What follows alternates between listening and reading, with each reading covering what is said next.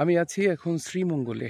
লাউয়াছড়া উদ্যানে গিয়েছিলাম সকালবেলা, বাট ভিডিও করতে পারিনি। অনেক বেশি বৃষ্টি ছিল, এত পরিমাণ বৃষ্টি ছিল যে আমার ইচ্ছা ছিল বনের মধ্যে দুটো ভিডিও করার, আসলে করতে পারিনি। লাউয়াছড়া উদ্যান সম্পর্কে যদি একটু বলি, এই লাউয়াছড়া উদ্যানটা টোটালটা হলো 12.5 বর্গ কিলোমিটার। অনেক, মোটামুটি অনেকখানি জায়গা। প্রায় 167 প্রজাতির বিভিন্ন প্রাণী এখানে আছে। তার মধ্যে অজগর সাপ এবং উল্লুক খুব বিখ্যাত। যদিও উল্লুকের ছবি তুলতে পারিনি, কিছু হনুমান এবং বানর দেখেছি। আর ওখানে একটা রেল ট্র্যাক ছিল, ওখানে আমার একটা ভিডিও করার ইচ্ছা ছিল। ওখানে around the world in 80 days, এটা প্রায় 1956 সালে যে মুভিটি হয়েছিল সেটার শুটিং কিন্তু এই লাউয়াছড়া বনে হয়েছিল।